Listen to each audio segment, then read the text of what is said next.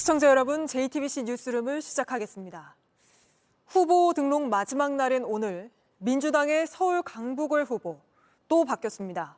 집단강간 사건 등에서 가해자를 변호해 논란이인 조수진 후보가 오늘 새벽 자진 사퇴하면서 그 자리에 이재명 대표의 입 한민수 대변인을 전략 공천한 겁니다. 비명계 박용진 의원은 또 탈락하면서 비명횡사란 비판이 마지막까지 나왔습니다. 구혜진 기자입니다. 아동 성추행범 변호 논란으로 조수진 후보가 사퇴한 서울 강북을에 한민수 민주당 대변인이 전략 공천됐습니다. 다음은 당대표 결정사항입니다. 위임받은 당무위원회와 최고위원회의 권한에 의거 서울 강북을 후보로 한민수 대변인을 의결 및 인준하였습니다. 한 대변인은 각종 일정에서 이재명 대표를 밀착 수행해온 친명계 인사로 분류됩니다. 다만 이 대표는 당원들의 뜻을 따른 결정이라며 친명 공천 논란에 선을 그었습니다. 한민수 후보가 친명이면 경선 기회도 이때까지 안 좋겠습니까? 이제 겨우 기사회생 해가지고 지옥에서 돌아와서 공천받으니까 이번에는 친명입니까?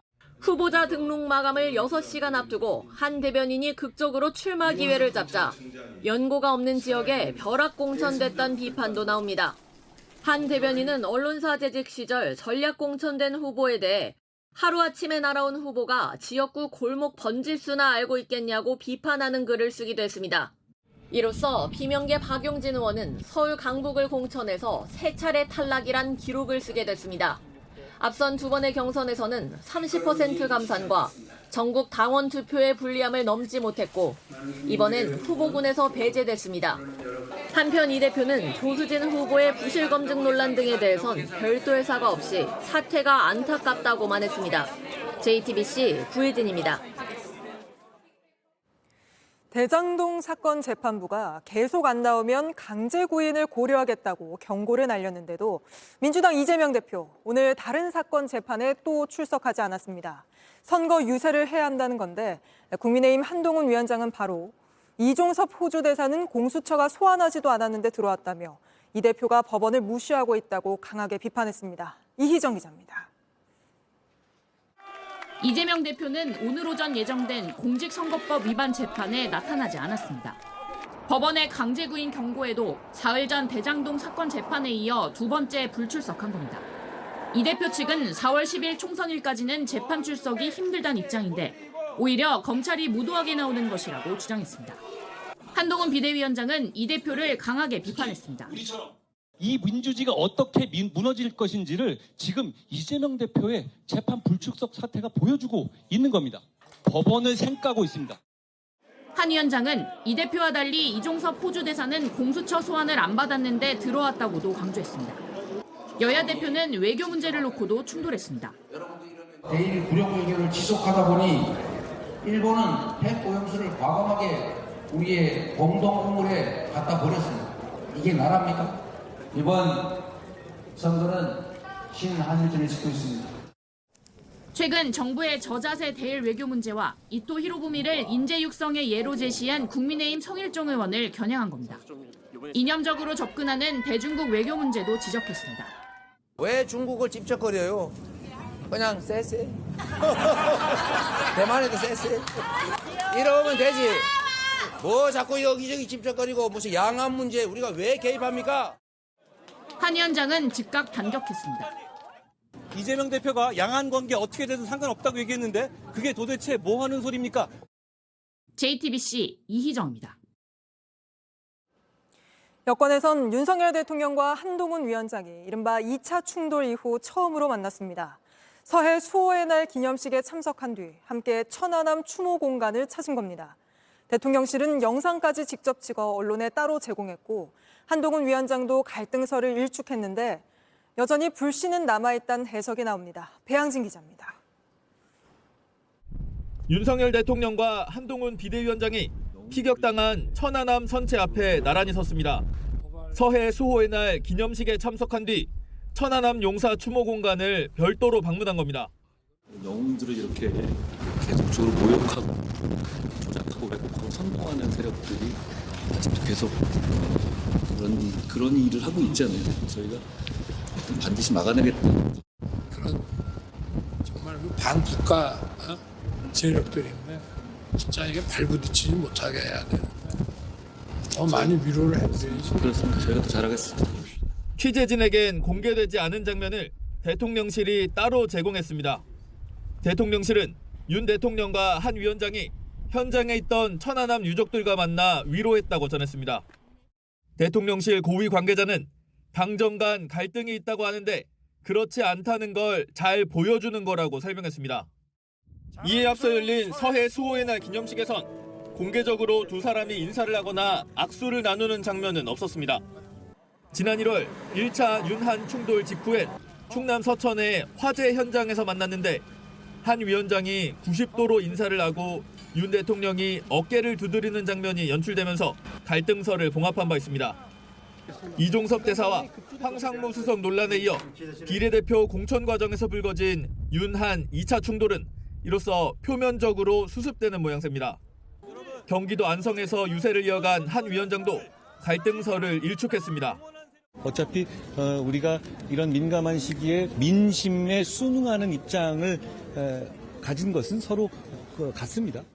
다만 비례대표 명단에서 빠진 주기환 전 광주시당 위원장을 대통령 민생특보로 임명한 걸 두고 여전히 갈등의 불씨가 남아있다는 해석도 나옵니다.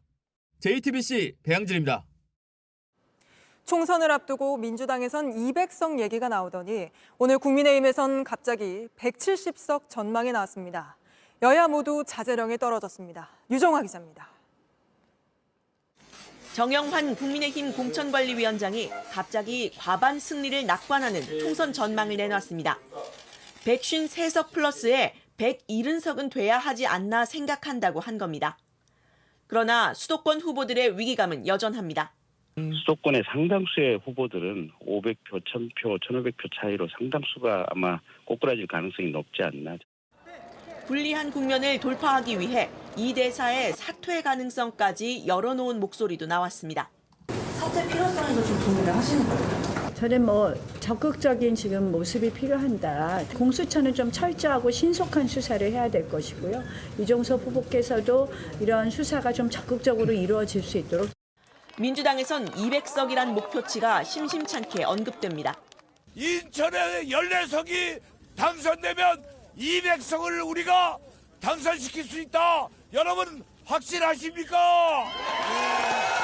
우리가 200석 이상을 차지하는 민주당이 되도록 힘차게 심판합시다. 파이팅! 200석을 얻어야 윤석열 대통령의 거부권을 무력화하고 탄핵까지 할 수 있다는 주장도 나왔습니다. 200석을 만든다고 하면은 특검도 하지만은 윤석열 대통령을 탄핵도 가능하다. 민주당은 공문까지 내려보내며 총선 낙관론을 엄중 조치하기로 했습니다. 혼자 업돼서 전체를 망치는 경솔한 언행을 꿈에도 하지 말아주시기 바랍니다. 국민의힘도 정영환 위원장의 개인적 희망이라고 선을 그었습니다. JTBC 류정화입니다. 이종섭 주 호주 대사 소식으로 이어가겠습니다. 이 대사는 당장 조사해달라며 공수처를 연일 압박하고 있습니다만 오늘 공수처는 당분간 소환 조사는 어렵다고 못 박았습니다. 피의자가 원할 때가 아니라 수사 일정에 따라 준비가 되면 부르겠다는 겁니다. 이서준 기자입니다. 이종섭 호주 대사는 귀국하자마자 공수처의 소환 조사부터 요구했습니다. 체류하는 기간 동안에 공수와 일정이 조율이 잘 되어서 조사받을 수 있는 그런 기회가 있으면 좋겠다는 생각입니다. 하지만 공수처는 압수물 분석이 끝나지 않았고 참고인 조사도 충분하지 않다며 당분간 소환은 어렵다고 했습니다. 이 대사의 체류 일정이나 원할 때가 아니라 수사팀이 준비가 되면 부르겠다고 맞받아친 겁니다. 이 대사 측 변호인은 소환 준비가 안 됐다니 납득하기 어렵다며 군의 수사권이 없어 직권남용 자체가 성립하지 않는 사안인데 유감스럽다는 입장을 내놨습니다. 지난해 검찰의 돈봉투 전당대회 수사에서도 비슷한 상황이 펼쳐진 바 있습니다. 프랑스에서 들어온 송영길 전 민주당 대표가 자진 출석까지 하며 신속한 소환 조사를 요구했지만 검찰은 필요할 때 부르겠다며 거부했습니다. 결국 8개월이 지나 조사한 뒤 구속시켰습니다. 공수처가 국방부 등을 압수수색한 건 지난 1월 중순으로 본격적인 수사에 착수한 지 이제 2달이 지났습니다. JTBC 이서준입니다. 이종섭 대사는 국방부 등 장관들을 만나러 다니고 있습니다. 귀국하려고 회의를 급조했다는 논란이 일자 공무 중이란 점을 강조하려는 걸로 풀이됩니다. 하지만 함께 회의를 하는 다른 5개국 대사들은 아직 아무도 귀국하지 않았고 작년에는 화상으로 한 회의를 대면으로 바꾸면서 수천만 원을 쓰게 된 점을 두고도 논란이 일고 있습니다. 계속해서 윤세민아 기자입니다. 이종섭 주 호주 대사는 어제 회의 참석차 왔다는 점을 강조했습니다. 제가 임시 귀국한 것은 방산협력과 관련한 주요국 공안당 회의 참석하기 위한 겁니다. 하지만 오는 25일부터 열리는 회의를 위해 나흘이나 먼저 귀국한 이유에 대해서는 설명하지 않았습니다. 회의까지 마땅한 일정이 없는데도 악화된 국내 여론을 의식해 서둘러 귀국한 것 아니냐는 논란이 일었습니다. 그러자 외교부는 이 대사가 어제 국방부 장관, 오늘 산업통상자원부와 외교부 장관을 만나 업무 협의를 했다고 밝혔습니다. 귀국 첫날부터 공식 업무를 수행하고 있다는 점을 강조하기 위한 것으로 보입니다. 정작 같은 회의에 참석하는 다른 5개국 공관장은 아직 입국도 하지 않아 이 대사만 개별적으로 만나는 것도 이례적입니다. 다만 외교부 당국자는 다른 공관장들도 다음 주 장관들을 개별적으로 면담할 것이라고 말했습니다. 지난해 화상으로 치른 회의를 대면으로 바꾸면서 대사들의 왕복 비행기표와 호텔 숙박비에 수천만 원의 예산을 쓰는 것도 비판을 받고 있습니다. 이 대사는 공관장 회의가 끝나고도 최소 한 주 이상 국내에 더 머무를 것으로 보입니다. 한 호주 외교 국방장관 회의 준비를 이유로 들었는데 올해 회의는 호주에서 열릴 예정인데다 장기간 대사 자리를 비우는 것도 외교적 결례 아니냐는 비판이 나옵니다. JTBC 윤세민입니다. 이탈한 일부 전공의들이 한국을 떠나 미국 의사 면허 취득을 계획하고 있다는 말이 나오자 정부가 의사의 해외 취업은 정부 추천서 없인 불가능하다고 선을 그었습니다. 다음 주 월요일부터는 전국 의대 교수들도 사직서를 내고 근무 시간도 줄이는데 대화 가능성은 보이지 않는 상황입니다. 강나현 기자입니다. 교수들은 사직서 수리 전까지 최대한 현장을 지키겠다는 입장이지만 진료 차질이 불가피합니다. 전국 의대교수협의회는 다음 주부터 일주일 동안은 주 52시간 내에서 외래와 수술 입원 진료를 보고 다음 달부터는 외래는 거의 안 보겠다는 입장입니다. 홀당했었다 외래 이게 견딜 수가 없는 거예요, 인간적으로. 제가 5주 동안 견뎌왔기 때문에 환자를 보호하기 위해서 취할 수 있는 방법입니다. 조금 전부터 세 번째 총회를 진행 중인 의대교수 비대위도 이 방안을 포함한 대응 방법을 논의 중입니다. 병원도 대응책을 고심하고 있습니다. 주요 5대 병원 관계자는 길게는 20시간 가까이 걸리는 중증 수술이나 정상적인 당직 근무가 어려워질 수 있다고 내다봤습니다. 의대 교수들은 전공의들이 미국으로 떠날 수 있다며 인력 유출을 우려했습니다. 반면 정부는 불가능하다며 못 박았습니다. 미국 의사가 되려면 정부 추천서가 필요한데 행정처분 대상자에겐 이걸 못 써주게 돼 있다는 겁니다. 처분을 받게 되면 이제 이력에 이게 남아가지고 추천서를 발급하는 것에 그 제외 조건이 되기 때문에 현실적으로 미국의 의사가 되기 위한 길이 막힐 수가 있다라는 말씀을. 대화는 좀처럼 진전이 없습니다. 정부는 오늘 서울대 교수 비대위원장과 의견을 나눴다고 밝혔지만 비대위는 사실이 아니라며 즉각 반박했습니다. JTBC 강나현입니다. 이런 가운데 2,000명이 늘어난 대학별 의대 정원이 발표되면서 올해 대학 입시에서 의대 쏠림 현상이 더 심해질 걸로 보입니다. 이공계 상위권 학생들부터 직장인들까지 의대 준비에 뛰어들고 있습니다. 임예은 기자입니다. 수험생들이 책에 시선을 고정시킨 채 문제풀이에 한창입니다. 의대에 도전하는 학생들이 모인 특별 준비반입니다. 비수도권에선 1,600명 넘게 증원하면서 도전자도 많아졌습니다. 의사가 되는 게 목표이기 때문에 지방대 의대라고 안 좋고 생각을 안 해보고 이런 건 아닌 것 같아요. 물론 당연히 생각할 수 있는 범주에 있다고 생각합니다. 아직 3월인데 재도전하는 반수생이 예년보다 빠른 속도로 늘고 있습니다. 주요 상위권 대학에 진학을 이미 했지만 반수를 통해 의대 진학을 하고자 하는 학생들이 좀 많다고 하네요. 특히 이공계 인재들이 모인 서울대와 카이스트, 포항공대에서 이탈 움직임이 감지됩니다. 의대 반수를 고려를 좀 더 쉽게 하는 경향이 커뮤니티에서 저는 좀 찾을 수 있었거든요. 그러니까 정원이 늘어났으니까 조금 더 해볼만 하지 않냐 이런 의견도 있었고. 초중등 학부모 사이에선 지방 유학이라는 입시 셈법이 등장했습니다. 지역 인재 전형이 60%로 높아지기 때문입니다. 학부모들은 지방으로 이사를 가야 하냐, 어느 시기가 적절하느냐며 상담이 잇따르고 학원업계도 분주합니다. 옮길 수 있는 학생들이 중학생들인데 이제 그러면 이제 고민해봐야 되겠죠. 중학생 때 옮겨야 되니까 고등학교 돌아버리면 안 되잖아. 의대 열풍에 사교육 시장은 커져만 가는데 뾰족한 대책은 보이지 않습니다. JTBC 임예은입니다. 최근 페이스북, 유튜브 같은 소셜미디어에서 연예인이나 유명인을 사칭하는 가짜 광고로 피싱 범죄를 벌이는 경우가 늘고 있습니다. 사칭 피해를 입은 유명인 130여 명이 대책을 요구하고 나섰습니다. 조소희 기자입니다. 유명인이 직접 쓴 것처럼 보이는 투자 광고, 높은 수익률을 자랑하거나 책을 주겠다고 유혹하지만 모두 가짜입니다. 사진 한 장으로 시작이 됐었는데요. 어떤 게스트가 찍은 사진에 이상한 책이 들려 있었고, 하지만 신고가 복잡한 데다 가짜 계정을 막아도 곧바로 새로운 계정이 등장했습니다.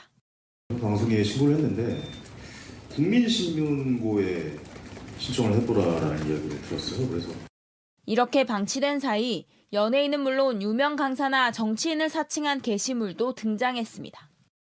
유명인을 도용해 클릭을 유도한 뒤 높은 수익을 주겠다고 불법 리딩방으로 유인하고 돈을 입금하면 잠적하는 방식입니다. 열심히 아르바이트해서 모은 돈을 다 날리는 젊은이들부터 해서 퇴직금 이런 것들을 피싱 범죄에 다 쏟아버리는 이런 피해가 너무나 많다는 것이 최근엔 딥페이크 기술을 활용한 동영상까지 등장해 그 수법은 더 치밀해졌습니다. 피해를 보신 게 한 분이 30억 원을 넘는 케이스도 한 건이 아니라 여러 건이 있었습니다. 그리고 10억 이상 피해 보신 분들은 매일 두세 분씩. 결국 사칭 피해를 당한 유명인들이 직접 나섰습니다.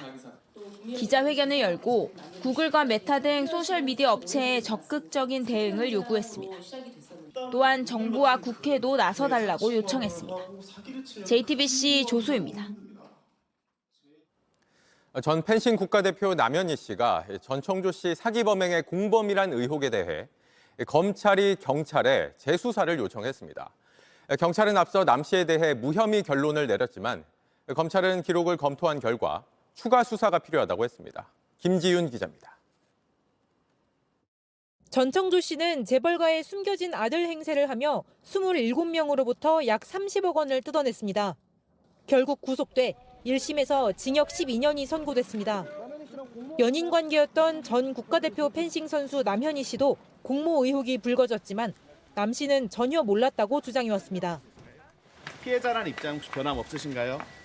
남 씨는 그동안 소셜미디어 등을 통해 자신이 받은 명품 가방과 외제차 등이 범죄 수익인 줄 몰랐고 전 씨의 정체를 몰랐다고도 했습니다. 하지만 전 씨는 재판에서 남 씨와 공범이 맞고 범죄 수익을 나눴다는 취지로 진술했습니다. 경찰은 수사 끝에 지난 4일 남 씨에 대해 혐의가 없다며 불송치를 결정했습니다.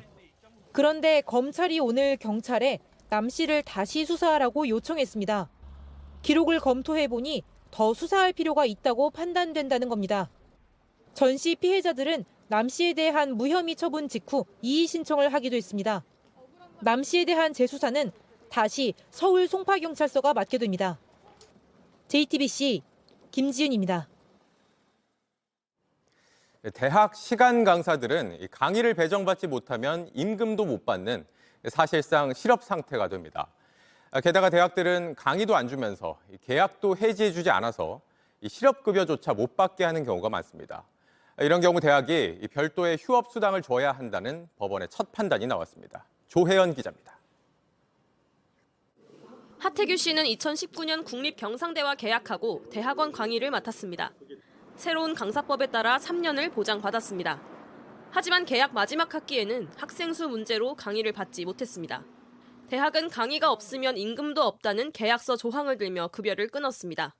실업급여를 받기 위한 면직도 거부당했습니다. 실업급여를 당연히 이제 청구를 하려고 면직 처리를 해달라고 했더니 3년 동안 보장하라는 게 강사법의 취지니까 안 된다는 거예요. 이게. 하 씨는 국립대인 만큼 국가를 상대로 임금 소송을 했지만 1심에선 졌습니다. 하지만 2심은 대학이 한 학기 강의료 70%인 360여만 원을 휴업수당으로 지급하라며 하 씨의 손을 들어줬습니다. 재판부는 강의의 배정 책임은 대학에 있다며 강의가 없으면 급여를 주지 않는다는 계약 조항은 근로기준법을 위반해 무효라고 설명했습니다. 대학 시간 강사의 휴업수당을 인정한 첫 법원 판결입니다. 근로기준법에 반한다라고 판단한 최초의 판결로서 의미가 있고요. 나쁜 학교의 관행에 대해서 좀 제동을 판결이 확정되면 강의를 배정받지 못한 다른 강사들도 휴업수당을 받을 길이 열릴 것으로 보입니다. JTBC 조혜연입니다. 한 30대가 술을 마시고 시속 130km로 달리다 이렇게 횡단보도를 건너던 17살 고등학생을 치어 숨지게 했습니다. 아이를 치고도 멈추지 않았습니다. 윤정주 기자입니다. 차 없는 도로가를 17살 고등학생은 뛰어갑니다. 멀리 녹색 신호가 깜빡이고 있고 아이는 신호가 바뀌기 전에 건너려는 겁니다. 도로 중간쯤 갔을 때 저 멀리 검은 차량이 빠른 속도로 달려옵니다. 이걸 눈치챈 아이는 몸을 틀어보지만 승용차는 그대로 밀고 지나갑니다. 어제 저녁 8시 40분쯤 충남 천안시 한 삼거리 도로에서 난 사고 모습입니다. 아이를 친 이 승용차 시속 130km가 넘는 속도로 달리고 있었습니다. 정지 신호가 들어와 있는 걸 보고도 전혀 속도를 줄이지 않았습니다. 사고 뒤 승용차는 멈추지 않았습니다. 그대로 1.8km를 더 달리다 전봇대를 들이받은 뒤에야 섰습니다. 차가 이미 반파 상태 돼 있는데 어떻게 나가보려고 막 악셀 치고 막 혼자서 막 별 생수를 다 하더라고요. 30대 운전자는 혈중 알코올 농도 0.119 면허 취소 수준이었습니다. 경기도 평택에서 술 먹고 운전을 시작한 뒤 20여 킬로를 달려온 것으로 조사됐습니다. 경찰은 구속영장을 신청할 예정입니다. JTBC 윤정주입니다. 중국의 쇼핑 플랫폼 알리익스프레스가 10억 원어치 쿠폰을 풀자 첫날에만 17만 명 넘게 몰리며 행사가 바로 끝이 났습니다. 이렇게 중국에서 초저가 공습이 몰려오면서 국내 유통업계가 말라 죽을 거란 우려도 커지고 있습니다. 이상화 기자입니다. 한 중국 플랫폼이 진행한 이벤트에서 100만 원짜리 쿠폰에 당첨돼 116만 원짜리 세탁기를 10만 원대에 샀다는 인증글입니다. 중국 알리익스프레스가 한국 상품관을 홍보하기 위해 지난 18일부터 행사를 진행했습니다. 최저 1,350원부터 최고 100만 원까지 무작위로 총 10억 원어치 현금성 쿠폰을 뿌린 겁니다. 행사 시작과 동시에 17만 명이 몰리며 10억 원은 하루 만에 동이 났습니다.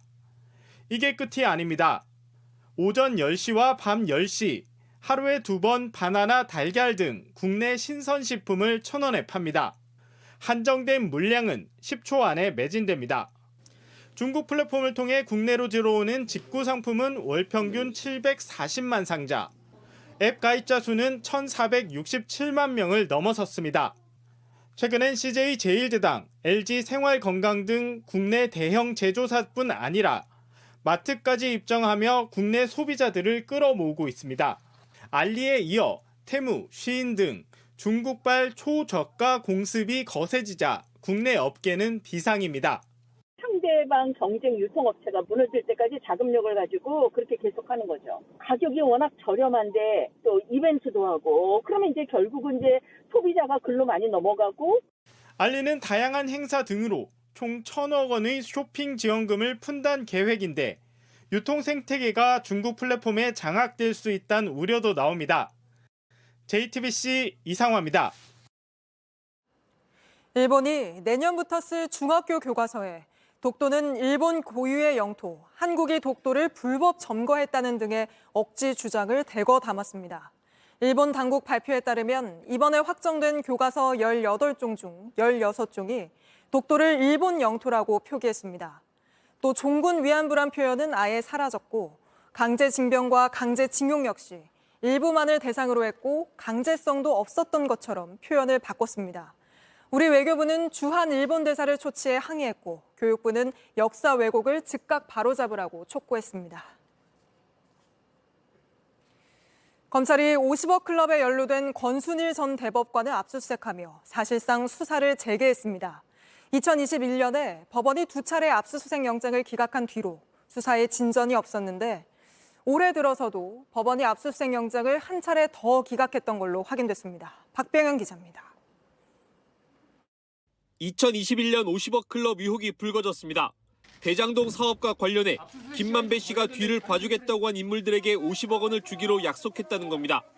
권순일 전 대법관도 연루됐다는 의혹이 불거졌습니다.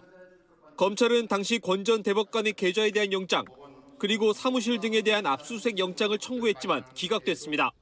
그리고 권 전 대법관에 대한 수사는 사실상 멈췄습니다. 50억 클럽 의혹 명단에 있는 다른 인물은 달랐습니다. 검찰은 2021년 11월 곽상도 전 의원의 집과 사무실, 2023년 3월엔 박영수 전 특검에 대한 압수수색을 했고 결국 두 사람을 재판에 넘겼습니다. 이번 권 전 대법관에 대한 압수수색은 수사가 멈춘 지 3년 만입니다. 그런데 이번에도 한 차례 압수수색 영장이 법원에서 기각됐던 것으로 확인됐습니다. 이전 것까지 합치면 3번이나 법원 앞에서 수사가 가로막힌 겁니다. 법조계 관계자는 곽 전 의원과 박 전 특검과 비교하면 법원이 권 전 대법관을 보호하려 한다는 오해를 받을 수 있다고 말했습니다. 검찰은 권 전 대법관이 재임 시절 이재명 민주당 대표의 대법원 판결을 놓고 김만배 씨와 재판 거래를 했다는 의혹도 살펴볼 계획입니다. 권 전 대법관과 김 씨는 모두 재판 거래 의혹에 대해 전면 부인하고 있습니다. JTBC 박병현입니다. 입시 비리 혐의로 재판에 넘겨진 조국 대표의 딸 조민 씨가 1심에서 벌금 1,000만 원을 선고받았습니다. 아버지 조 대표와 어머니 정경심 전 교수에 이어 조민 씨까지 유죄를 선고받은 건데 서효정 기자가 취재했습니다. 조민 씨는 아무런 말을 하지 않고 법정으로 들어갔습니다. 서울대 세미나 실제로 참석하셨나요? 조 씨는 서울대와 부산대 의학전문대학원 등에 입학하기 위해 허위 서류를 낸 혐의로 재판에 넘겨졌습니다. 검찰은 조 씨에게 징역 1년에 집행유예 3년을 구형했습니다. 재판부는 오늘 조 씨에게 벌금 1,000만 원을 선고했습니다.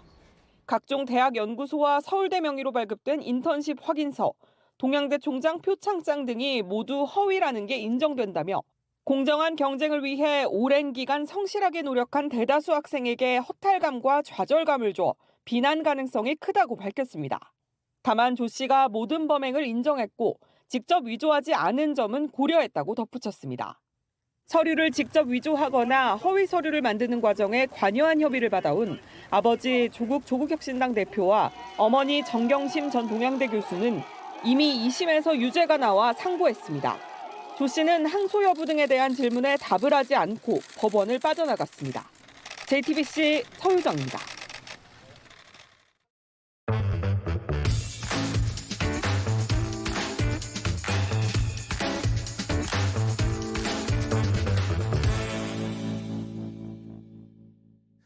네, 돌아온 비하인드 뉴스 이성대 기자 나와 있습니다. 첫 번째 볼까요? 네, 첫 번째 이슈는 배움에는 때가 있다. 자, 한동훈 비대위원장의 발언입니다. 자, 지금은 뭘 배울 때가 아니라 봉사할 때다라고 하면서 한마디 했는데 들어보시죠. 네. 뭐 아침에 누가 그러던데요? 제가 선거 끝나면 유학 갈 거라고요? 저는 뭘 배울 때가 아니라 여러분을 위해서 공적으로 봉사하는 일만 남아 있습니다. 네, 그래서 배움에는 때가 있다. 저 유학 얘기는 어떻게 나온 겁니까? 네, 그렇습니다. 그 전에 앞서서 그 윤 대통령의 그 20년 지기로 알려졌던 주기환 전 광주시당 위원장이 국민의힘 위성정당에 비례를 신청했다 탈락을 한 적이 있었죠. 네. 자, 그러다 보니까 어제 윤 대통령이 보란 듯이 대통령 민생특보를 신설해서 바로 임명을 했습니다.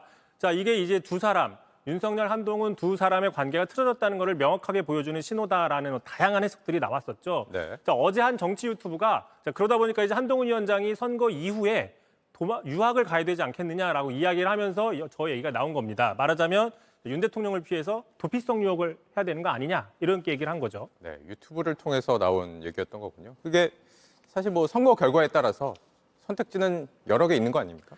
네, 그렇습니다. 그전부터 한동훈 위원장이 선거 이후에 어떻게 될지에 대해서는 정치권에서 여러 의견들이 나왔습니다. 자, 대표적으로 이준석 대표 같은 경우에는 이렇게 얘기를 했어요. 자, 원래 국민의힘이라는 당은 이겨도 쫓아내는데 지금 이기기도 쉽지 않다. 네. 그렇기 때문에 한동훈 위원장은 무조건 36개, 흔히 이야기하는 그 도망가라. 뭐 이게 정답이다라고 이야기를 한 적이 있고요. 1월 말에. 또 반면에 설사 이기더라도 윤여준 전 환경부 장관 같은 경우에는 이기더라도 2개의 태양은 용납하지 않는다. 그렇기 때문에 총선 이후에 빠져 있는 게 좋다라고 이야기를 한 적이 있습니다. 네. 이 한 위원장 본인이 이전에도 자기 거취에 대해서 얘기한 적이 있었죠? 네, 그렇습니다. 지난 2월 달이었죠. 관훈 토론회에서 이미 자신의 거취에 대해서 옛 인생에 대해서 이야기를 한 적이 있어요. 자, 차기 대선 출마를 묻자 총선에서 이기든 지든 자신의 인생이 꼬일 것 같다라고 얘기를 했습니다. 무슨 얘기냐? 뭐 총선에서 지게 되면 패배 책임을 지고 곧바로 사퇴를 할 수밖에 없죠. 정치적인 입지가 축소가 되니까 인생이 꼬이는 거고요. 네. 자, 이기면 여권의 차기 주자로 급부상하게 되지 않습니까? 자, 미래 권력이 되면 정치를 안 할 수가 없죠. 정치를 할 수밖에 없으니 어차피 자신의 인생이 또 새로운 길에 들어간 거 아니냐, 이렇게 표현을 한 걸로 해석이 됩니다. 네. 네, 다음 이슈 볼까요? 자, 2번째 이슈입니다. 너무 길다. 자, 1시간 전에 총선 후보 등록을 마감을 했습니다. 자, 이제 관심은 비례투표용지 길이가 과연 얼마나 길 건냐, 뭐 이런 관심이 나오고 있습니다. 네, 비례투표용지. 뭐 지난 총선 때도 굉장히 긴 투표지가 나왔었잖아요. 그렇습니다. 지난 총선 당시에 비례정당이 최종적으로 35개가 등록을 했습니다. 그래서 역대 최장 48.1cm였는데요. 네. 그 잘 개념이 뭐 없을 수도 있어서 선관위 규격대로 저희가 직접 한번 만들어서 가져와 봤습니다. 네. 자, 이 정도 길입니다. 이게 48.1cm인데요. 네, 이게 뭐 실제 투표용지는 아니고 저희가 만들어 본 규격대로 거. 만들어 왔습니다. 길이는 똑같고요. 뭐 네. 대판단보다 훨씬 더 긴 길입니다. 네. 자, 이런 길인데 이번에는 이것보다 더 길 거라는 지금 전망들이 나오고 있습니다. 아, 이게 48.1cm였는데 이거보다 더 길어질 수 있다. 그렇습니다. 지금 1시간 전에 마감한 그 상황을 보니까 38개 정당이 등록을 했습니다. 지난 총선보다 3개가 더 많아진 거죠. 자, 그렇게 되면 지금 좀 칸이 1cm가 되고 그 사이 여백이 0.2cm가 됩니다. 그렇기 네. 때문에 투표용지는 50cm가 넘어갈 걸로 기정사실로 보이고요. 자, 또 다른 관심이 있습니다. 바로 기호잖아요. 기호. 자, 기호인데 이미 민주당과 국민의힘은 공식적으로 후보를 내지 않았지 않습니까? 비례정당에. 그래서 1, 2번은 빠져 있고요. 자, 3번에 더불어민주연합부터 4번 국민의힘의 위성정당인 국민의 미래 이렇게 쭉 순번이 되고요. 의석이 하나뿐인 조국혁신당은 9번을 받을 가능성이 있는데 더 정확한 거는 내일 아침쯤에 선관위가 공식적으로 발표할 예상입니다. 자, 또 하나 의석이 없는 정당들은 그렇게 어떻게 하냐라는 또 궁금증이 있는데 네. 의석이 없는 정당들은 가나다 순으로 정합니다. 자, 그러다 보니까 앞순위를 받기 위해서 정당명에 기억이나 가짜를 많이 붙이는 경우가 많이 있어요. 가자 평화당 이런 당이 있었는데 가나다 순이라서. 그렇습니다. 참고로 그러다 보니까 이제 국민의힘 탈당했던 민경욱 전 의원이 가가호우 공명선거 대안당이라는 창당을 해서 등록을 했습니다. 가가 2번 들어가네요. 그렇습니다. 그러면 이거보다 앞번호를 받으려면 가나다 순이니까 가가가로 시작을 해야 되는 겁니까? 그렇게 될 수도 있고요. 가가가당, 가구당, 가가가가가가당으로 할 수도 있는데 다만 제출한다고 다 등록이 되는 게 아니고요. 네. 선관위가 유권 해석을 통해서 이건 된다, 이건 안 된다라고 평가를 해주게 됩니다. 네. 이름 짓기가 쉽지 않아 보이긴 합니다. 예. 여기까지죠? 예, 잘 들었습니다. 네, 다음 소식입니다. 국내 최대 벚꽃 축제인 진해군항제가 내일 개막하는데 문제는 아직 꽃들이 피지 않았다는 겁니다. 따뜻한 겨울 날씨 때문에 꽃이 일찍 필 걸로 예상하고 축제 시기를 앞당겼는데 이달 들어서 추위가 계속되고 있는 겁니다. 배승주 기자입니다. 경화역 철길 위로 허드러진 벚꽃 터널이 장관입니다. 더 이상 기차는 안 다니는 이곳에 사람들이 몰려드는 이유입니다. 하지만 올해는 전혀 다른 모습입니다. 그냥 봐서는 무슨 나무인지 알 수 없을 정도입니다.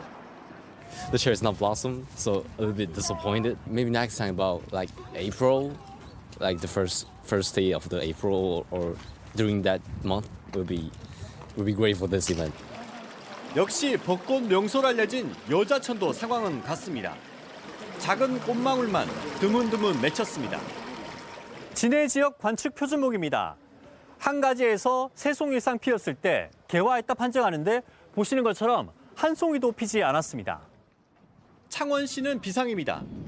올해 군항제는 내일 시작하는데 역대 가장 빠른 개막일입니다. 겨울철 이상 고온에 꽃이 빨리 필 걸로 예상했습니다. 하지만 3월 기온은 지난해에 비해 2도 낮았고 일조 시간도 크게 줄었습니다. 축제가 끝난 뒤에야 꽃이 활짝 필 거란 전망도 나옵니다.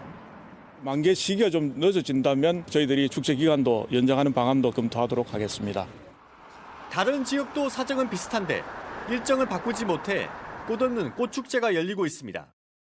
섭외도 해놓고 행사장을 마련해놔서 연기가 안 돼요. 오락가락 날씨에 꽃축제 시기를 정하는 건 점점 어려워지고 있습니다. JTBC 배승주입니다. 제주 해녀는 한때 14,000명에 달했지만 지금은 3,000명 수준으로 크게 줄었습니다. 대부분 고령층이고 하겠다고 나서는 사람이 없어서 이대로는 해녀가 아예 사라질 수도 있는 상황입니다. 박현주 기자가 취재했습니다. 구멍난 잠수복 손질하고 수경 닦는 작업. 수십 년째 아침마다 하는 일입니다. 물에 들어가면 깨끗하게 기리기리 가네요. 환하게 보여. 이걸로 닦는 거. 잠수병 막아주는 약. 처음 먹을 땐 무서웠지만 이제 기억이 가물가물합니다. 이거 먹어야 가서 머리도 안 아프고 그렇죠. 숨도 길게 쉬고. 10살 소녀 때 시작한 일. 바다로 나가는 길은 늘 같은데 몸이 달라졌습니다. 이제 84인데 한 70년 거저 물질 내신디 힘이 많이 딸려있대. 아유 아주머니 최고라서 3분 살았어요. 그러는데 지금은 1분 살기가 힘들어. 기후가 바뀌면서 바닷속 환경도 예전 같지 않습니다. 물건이 옛날보다 많이 없어. 없어. 이제는 옛날엔 9일 물질 흔들어서 하루에 30만 원씩 벌어서 많이 벌었지. 그건 자랑하고 싶어. 몸 힘들고 벌이 안 좋은 일. 이제 하고 싶어 하는 사람이 없습니다. 있으면 어서 오십시오 하지. 이 할머니가 데리고 가서 가르쳐 줄 테니까. 제주 해녀는 3,000명 안 남았고 96.6%가 50살 이상입니다. 나이대가 높아진 만큼 사고도 잦아졌습니다. 어제 하루에만 60대와 70대 해녀 둘이 숨졌습니다. 들어올 아이들도 없고 그렇다고 우리 손지들 물질 허리는 못하고. 제주 상징 같은 해녀를 볼 수 있는 날 얼마나 남았을지 알 수 없습니다. JTBC 박현주입니다. 미국에서 60대 환자가 사람 몸에 맞게 유전자를 변형시킨 돼지 신장을 이식받았는데 현재까지 상태가 양호하다고 합니다. 장기 이식이 절실한 환자들에게 희망적인 소식이지만 환자 상태 등을 좀 더 지켜봐야 합니다. 이선화 기자입니다. 간호사가 환자에게 이식할 돼지 신장을 옮깁니다. 말기 신장 질환을 앓는 62살 환자에게 갈 신장입니다. 4시간에 걸친 수술을 받은 환자는 현재 양호한 상태로 회복 중인 것으로 알려졌습니다. 돼지 신장을 뇌사자에게 이식한 적은 있었지만 살아있는 환자의 몸에 이식한 건 이번이 처음입니다. When we saw the fast urine output, everyone in operating room burst in applause. It was truly the most beautiful kidney I have ever seen. 수술에 사용된 신장은 유전자를 변형한 돼지의 신장입니다. 일부 유전자를 제거하거나 삽입하는 교정 과정을 거쳤습니다. 신장을 제공한 업체는 지난해 유전자 변형 돼지 신장을 원숭이에게 이식했고 이 원숭이는 2년 넘게 생존했다고 보고됐습니다. So if we look ahead a few years, I think we'll be in a position to begin to offer patients currently that are on chronic dialysis with an option for a kidney transplant. 지난해와 2022년엔 돼지의 심장을 사람에게 이식했지만 환자 모두 2달을 못 넘기고 사망했습니다. 돼지의 장기는 사람의 것과 크기가 비슷하고 영장류보다 이식 위험성이 낮아 주로 쓰입니다.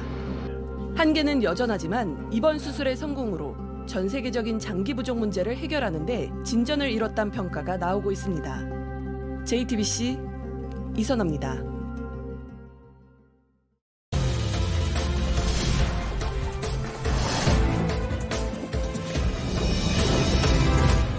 네, 북을터뷰 시간입니다. 처음 한국에서 열린 미국 프로야구 개막전은 슈퍼스타 오타니 선수까지 볼 수 있어서 입장권 구하기가 하늘의 별 따기였습니다.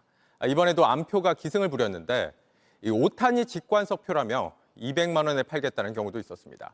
이상엽 기자가 추적 끝에 암표상을 직접 만났습니다. 얼마예요? 200이요. 네? 200이요. 70만 원짜리를 200만 원에 파시는 거잖아요. 네, 그렇죠. 이게 법적으로 불법인데요.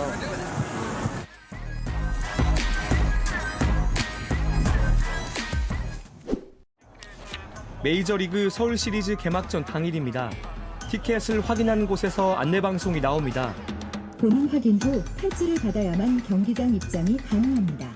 예매자 본인의 절대 입장 불가합니다. 이를 비웃기라도 하듯 안표상들은 경기장 곳곳에 등장합니다.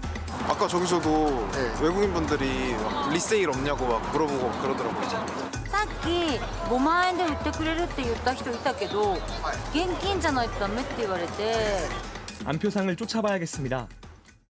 LA 다저스와 샌디에이고 파드리스의 경기가 열리는 고척돔입니다. 중고거래 사이트에서 오타니 직관석을 200만 원에 판다는 사람이 있습니다. 제가 직접 만나보겠습니다. 취재진은 지난 14일 안표상에게 티켓을 살 수 있냐고 물었지만 답을 듣지 못했습니다. 그런데 개막전 당일 3시간 전 갑자기 안표상으로부터 답장이 왔습니다. 안표상은 쿠팡 측 안내를 따르지 말고 바로 고척돔 쪽으로 오면 된다고 말합니다. 오타니 플래카드를 들었다며 만남 장소까지 사진으로 알립니다. 잠시 후 기자 앞에 한 남성이 나타납니다. 바로 그 안표상입니다. 남성은 자신이 먼저 본인 확인 후 티켓과 팔찌를 받았다며 이후 팔찌를 다른 사람이 대신 끼고 들어가면 문제 없다고 말합니다. 경찰이 바로 옆에 있는데도 신경 쓰지 않습니다. 1층 테이블석을 얼마에 판다는 걸까? 얼마예요? 200요. 네? 200요. 취재진이 기자라고 밝힌 뒤 원래 얼마에 샀냐고 물었습니다. 공연법이 개정돼서 1년 이하의 징역형 10만 원 이하 벌금이거든요. 네. 1층 테이블석 원래 얼마에 구매하셨어요? 70요. 근데 매크로 프로그램 이용하셨죠? 아니요. 남성은 그냥 자신이 경기를 직관하겠다며 자리를 뜹니다. 그걸로 마이크 키우고 계신 거 아니에요? 네, 지금 녹음하고. 네. 저 그런 거 만나겠습니다. 70만 원짜리 어떻게 구매하신 거예요? 네, 제가 직접 그거 한 거예요. 표 구하기 어려운 분들도 많잖아요. 네? 기자가 따라가자 대뜸 취재진 마이크 배터리를 뽑아버립니다. 말씀 잠깐만 나누면 안 돼요? 아, 죄송합니다. 차라리 배터리 한번 뽑을까요? 저 배터리 빼는 거 알고 있어가지고. 취재 동의를 얻고 이야기를 더 나눠봤습니다. 남성은 취소표를 산 뒤 되팔려고 했고 안표 거래도 한 번이 아니라고 말합니다. 취소표가 아니었어요. 저도 이걸 본 적이 있어가지고 거래에 실패하자 오타니 선수를 보겠다며 경기장 안으로 들어갑니다. 저도 개인적으로 보고 싶었는데 70만 원까지 줄 건 아니었는데 70만 원까지 주고 볼 생각은 없었는데 이걸 200만 원에 파시는 거잖아요. 다시 판매 안 하실 거예요? 메이저리그 서울 시리즈는 어제 끝났습니다. 오늘부터 공연법 개정안이 시행됩니다. 이제 매크로 프로그램으로 입장권을 산 뒤 웃돈을 받고 다시 팔면 1년 이하 징역 또는 1,000만 원 이하 벌금에 처합니다. 안표를 사고 파는 건 명백한 불법입니다.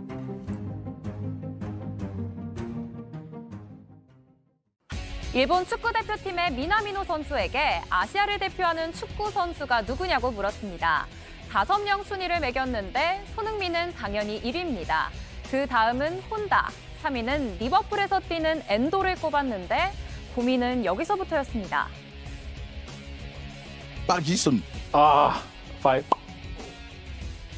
아시아 선수 최초로 프리미어리그 우승, 게다가 챔피언스리그 우승까지 거머쥔 박지성이 정말로 5위라고요. 참고로 4위는 나카타였습니다. 멋쩍은 웃음으로 마무리했는데 이 순위 어디까지 믿어야 할까요? 이겼다면 그래도 높은 점수를 주고 싶은데 비겼기 때문에 사실 그렇게 큰 점수를 못 줄 것 같아요. 50%라고 저는 생각하고 있습니다. 34살의 A매치 데뷔전을 치른 주민규 선수가 자신에게 한 평가입니다. 너무 인색하지 않나요? 팬들도 주민규와는 생각이 달랐습니다. 태국전에서도 늦게 핀 코치 더 아름답다는 응원은 더 계속됐는데요. 주민규는 최고령으론 1등이어서 기분 좋게 생각한다며 재치 있는 소감도 남겼습니다. 마지막 말은 다음 경기에선 머리 받고 열심히 한 것밖에 없다였습니다.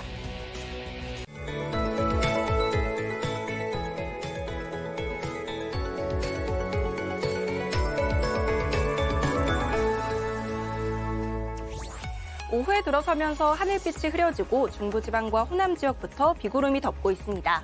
비는 점차 전국으로 확대되겠는데요. 곳곳으로는 황사가 섞여 내릴 가능성도 있겠고요. 밤사이 경기 동부와 강원 내륙에는 천둥, 번개를 동반한 요란하고 다소 강한 비가 쏟아지겠습니다.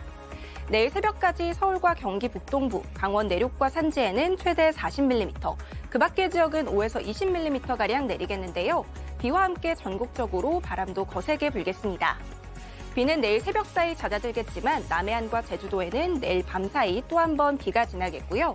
오전에는 서쪽 지역을 중심으로 안개와 먼지가 뒤엉키겠습니다. 주말 동안 기온은 쑥쑥 오르겠습니다. 특히 일요일에는 서울의 낮 기온이 21도까지 오르면서 4월 사순만큼이나 따뜻하겠습니다.